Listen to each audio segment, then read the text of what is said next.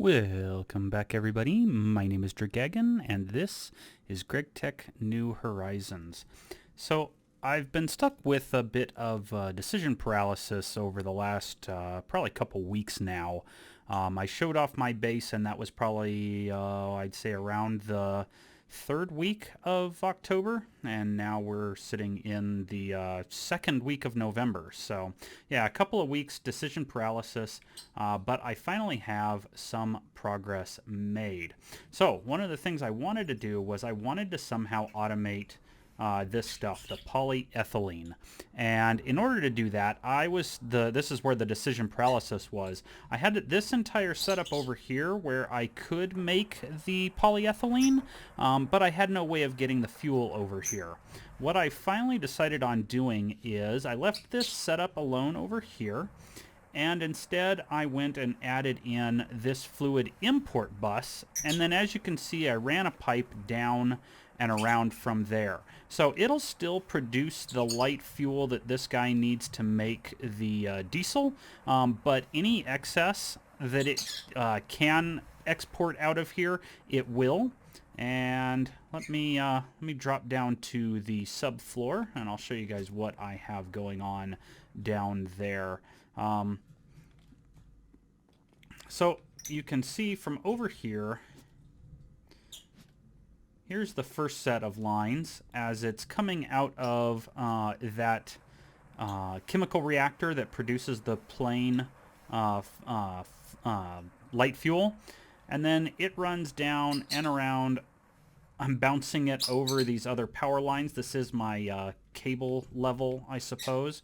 It comes over here, and I've got this power acceptor that is then also hooked up to this energy cell. But it may not actually be making use of this energy cell simply because it's not actually attached to the rest of the network. I should probably rectify that. The thing then comes over here. It splits off and pops up, and here is where it goes into that fluid storage bus, which then goes into this super tank, and as you can see I've got a little bit of light fuel in there.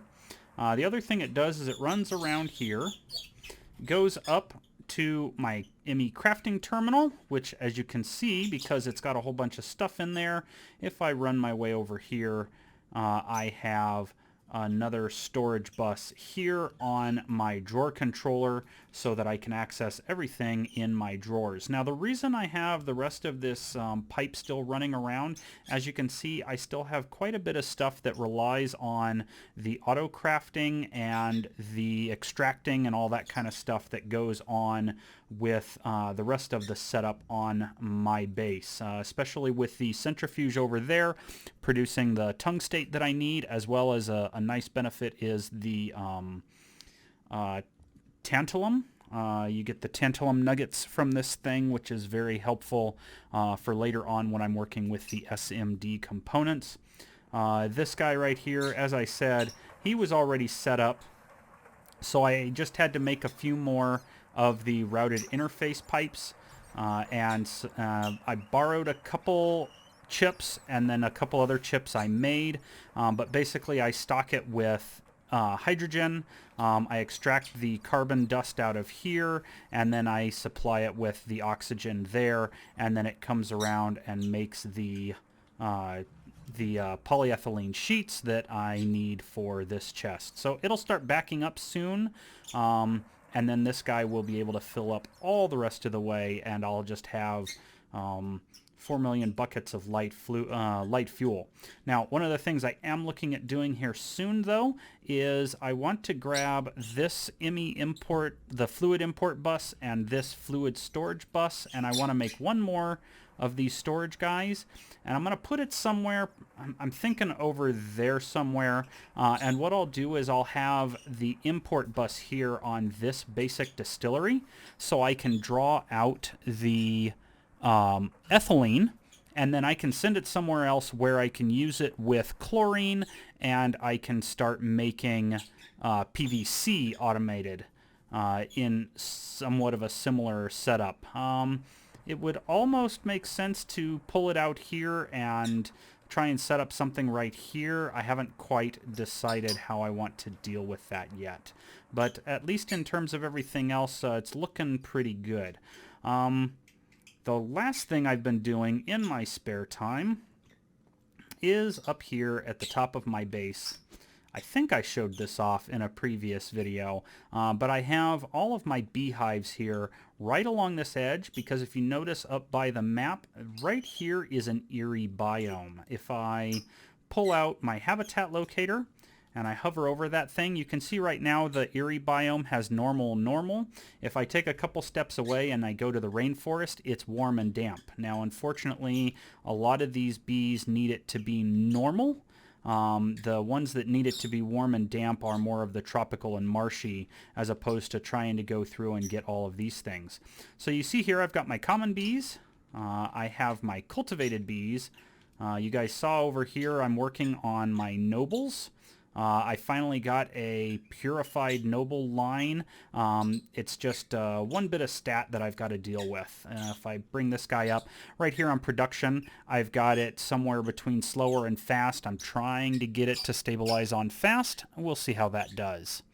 And of course the birds want to talk while I'm talking, which is also quite frustrating. Shush! Sorry. In this chest that's up here, I've gone ahead and made a stack of each of the different kinds of drones, and then I need to find a pristine, unusual princess. But the rest of these are all pristine. These guys here, common queen, pristine. The cultivated queen, pristine. This guy is ignoble because I use the ignobles for breeding up my crossbreeds. And then I've got some water princesses here that I can use for pristines. One of the things I do need to do is I might move the common over here and put one of the water ones here, because I've got right here just this lily pad and water, and that way I could grow up a stack of the water drones as well as one of the pristine water princesses. I should probably go ahead and do that, especially since that's not really doing a whole lot right now as it is. So let's grab those, and we'll put those guys in there like that. And that way I'll be able to get those up and running as well until I get a stack of them.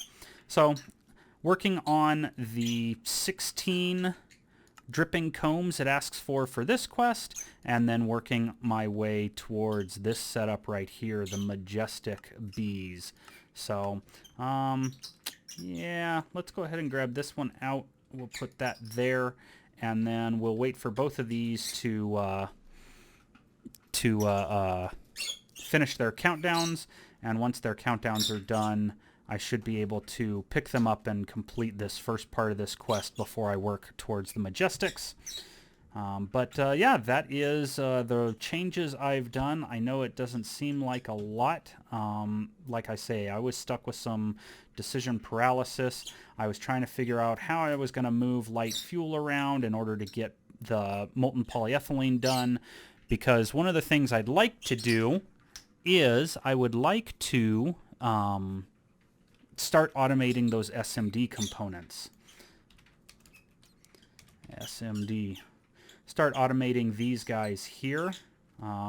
They aren't exactly difficult, but they do take a bit of a setup to get them going. I need an assembler, I need the polyethylene to be pumped into them, and then somehow to start manufacturing the fine electrum wire, the carbon dust, the platinum wire, the gallium arsenide, the gallium foil, fine annealed copper wire, and then this one's the hardest one, either going for thin silicon rubber or going for thin polyvinyl chloride, along with that tantalum foil. So yeah, my list isn't getting any shorter, that's for sure, but at least I am starting to automate certain processes and working my way towards AE2. So I will bring you guys back here after a while once I've got something else going on. Well, I made a decision on making a little bit more progress. Essentially what I decided to do is I was going to work on a couple of HV machines that I've been needing. So in my inventory right now I have the 2 HV machine casings, and there's some gold wire to make 2 of these machine hulls, And then from there, over here, I've got some advanced circuits. I went ahead and made half a stack of the HV circuits again, just because I'm going to need, I wouldn't say quite a few, but I am going to need more. Right here, that is not the one that I want. That is the compressor. I want the forming press. And the reason I want an HV forming press is because I need it if I want to get any further into AE2. In order to make the storage chips, you need the forming press. And here I have the advanced recycler. The advanced recycler, of course, is a quest that's sitting over here off to the side that then gets you into making the advanced amplifabricator. And then from the advanced amplifabricator, they probably are going to have you make the actual whatever machine, I forget what the thing's called, in order to make actual UUM using the UUA. Over here, I've been working on smelting up some more stainless steel simply because I knew I was going to be going down this path. And let me go fill up these guys one more time. I think I'm going to have like 3 left over because I didn't quite make enough stainless. But that's all right. I can clear out a something as simple as a fluid input bus. So in any case, I'm letting this guy run. I am still only powering this with MV power. And then, yeah, right back there, the MV energy hatch, one more in the very center of it. And so it still takes a minute each on these guys. I could probably crank it up, especially if I went ahead and reset this back up and then had it tie in. This guy steps up from here, which is running roughly, what is it, like 3.5, maybe 3.5 amps of HV, which then gets bumped up to like 0.8 amps of EV. And unfortunately, because I ran around with only that one thick aluminum wire, if I hook these guys up and plug it in, then I'm going to have cables burning underneath this floor here. So rather than deal with that, I haven't hooked it back up yet, although like I say, I may do that in the near future just so that I can run more stuff. Right now I'm playing it kind of careful running the EBF. It only uses one of those amps, but that means I only have about 2 amps, a little over 2 amps of power left for anything else that I'm running. And with all of this stuff automated, I would hate to lose my EBF power because I decided to craft too much stuff. But in any case, I have this guy done now. I am going to go ahead and slap him there. Yes, it's blocking my bending machine there, but I only want it there for a little bit because I want to get these guys going. This stuff here with that. I don't think I need the redstone plate. Essentially, was trying to get into... where is it? Way down here. Applied Energistics. Trying to get to this guy. These Advanced Item Processor 1s. It needs an assembler, HV assembler. That's not a problem. I already have the logic... processors. Instead, I need this forming press, so I need to press the chips into the golden chipset, and of course those need the redstone chipset and the gold plates. So I already have those. I can just slap those in there and get this guy going.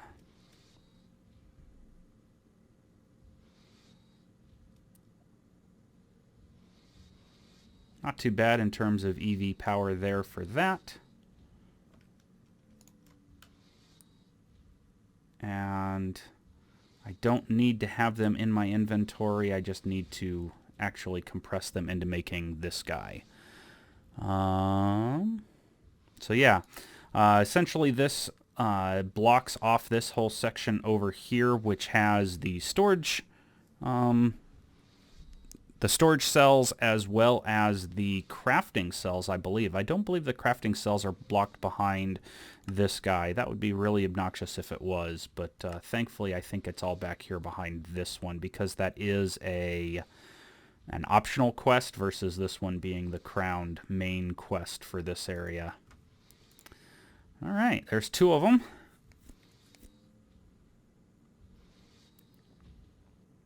There's 3 of them. Yeah, and there's my advanced assembling machine. So let's just grab out 4 of these guys. Wait for this guy to finish. There we go. And let's slap these guys in there. Doesn't take too long for this side. That's pretty nice. There they are. Item processor tier 1. Get me 4 of those. Knock that quest out. And then I will get some more stainless and start working on stuff like that other quest I had going over here. I would like to start getting into the UUM. That's not too bad. A little annoying with a whole bunch of HV pumps, sorry. HV pumps are rather annoying because they need motors, and then on top of that you need the stainless plus some steel, and yeah, just obnoxious. That's alright though. There are my 4 for the tier 1 quest. And there we can see it's opened up the automated crafting with the crafting units, the ME storage housing, and the 1K components. It wants 4 1K components. I might be able to oblige. I have 4K components. That's kind of funny. I don't have any 1K components. Unless I only have 2 of those here. That's kind of funny. So I'm going to have to create some of the 1K storage units since I don't have any that way. But let's see. Should be able to do this. There is that and that. There we go. That'll work to get me the storage case. There we are. And then we can put those back and get me one of those. Even gives me an achievement. Yeah, so I'll work on some of this stuff and we'll come back here after a while. Well, as you guys have seen, I have been playing around with bees. I did the crop thing for a long time just manually. Well, not quite manually. I still have the power line that runs over to my crop breeding area, which does water everything to help give it a little bit of faster growth time there. But otherwise, I grew all the crops and duplicated them and everything pretty much myself. I didn't have any help from any machines other than that thing that applies water. With bees, I'm running into some difficulty in that it takes quite a bit of time, and so in the interest of saving some time, I figured I would go ahead and make this. Inside the Slice and Splice quest line, it tells you to go ahead and make an MV World Accelerator, which should double the speed, I believe, of any entities that it is attached to. Let's go have a look here real quick. Oops. Slice and Splice. There we go. So it guzzles amps, it accepts up to 8 amps, and it doubles the energy demand. So the max speed bonus is 4 times, but when you put it in a tile entity mode, that means it will basically cut its max speed in half because it's got to use twice as much energy in order to accelerate tile entities. So I'm looking at using 2 amps of HV just to double the speed that it takes in order to run this thing. And again, the reason for doing that is I was thinking I would come up here and I would put this guy, I don't know, someplace like either right here between these 2 guys, or maybe just stick it off down here or something along those lines, and then run the power up to them. Because right now I'm trying to breed the majestic bee line. Up here I finally did complete the mystical and unusual drones. I'm currently working on water drones. Those are getting close. I'm almost done with the cultivateds. And then over here, halfway done with the commons and a quarter of the way done with the nobles. And so basically I was taking the same poor ignoble princess. I bet if I scan her, she is probably up to, I'd say about 70 or 80, somewhere around there. Let me just grab these guys out real quick. 81 generations in captivity. So, and she's reverted back to pure noble, which is annoying because it means I got to grab another cultivated. And I just cannot seem to get it to play nice and go to that majestic bee. So that was one of the reasons for making this thing. I can slap it on the back right around here, maybe run some generators up over to this thing and provide it with 3 amps of HV just so that when I do lose some, I won't...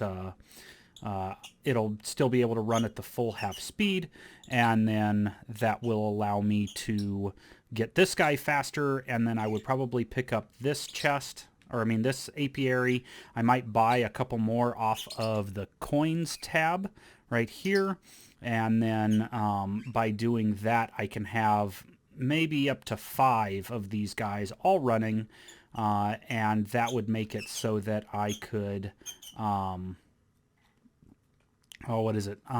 that would make it so that I could quickly get some of these bees bred up, because the cultivated, I also want to go with the unusual and mystical, so that I can start getting into the magic bees. You just have to have the cultivated first for some of those. So yeah, lots of fun ahead for that. I just have to figure out how I'm going to run power to it, whether I pull up those 4 generators over there, or if I just run a power line up and over to it, one way or the other. I have some nickel making me some platinum. And then, oh, one other thing. I found out that I had like 60 of the vacuum tubes in a chest over where I was opening the loot chests. Which gave me enough to, more than enough, to get those 4 1K ME storages going. And with that done, 1 1K storage cell. I can grab that, grab those. And that should get me those couple quests. Yeah, that'll work. And then... grab one of those. I probably need one of those. All because I opened those things as, what do you call it? Fortuned. So there we go. There is all of that quest line taken care of. Next is the tier 2 storage. I don't think, yeah, that's EV power. I do have an EV assembler, but oh, that's only an HV press. Okay, what's this guy need? An EV precision laser engraver. That I don't have yet. What about this guy? A plate and another redstone chip, and the redstone chip I can do. So, yeah, I need an EV laser engraver to get any farther there, as well as setting up the EV assembler. In the meantime, I think what I'm going to do is I'm going to call this video good. Oh, my. But I am going to work on another batch of rutile, try and get some more titanium so that I can get some more of these things done. These stinking interfaces are pretty difficult to make, needing 12 of the titanium each, which is why that guy's split up that way. I may end up taking this and making those into blocks and then putting it up with my plants so that I can grow the titania leaves, and then by growing the titania leaves I can quadruple the ilmenite. What is it that has titanium? No, it must not be. Maybe it is. Ilmenite? That might be the one. In any case, I can quadruple one of these ores, and that will get me, yeah, that's the one.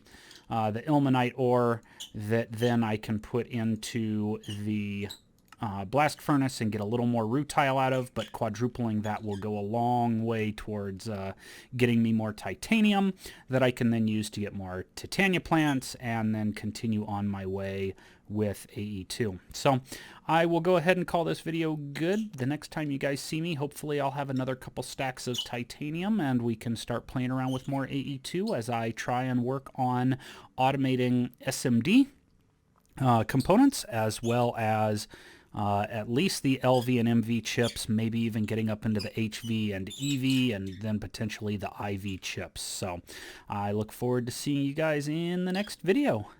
Till then.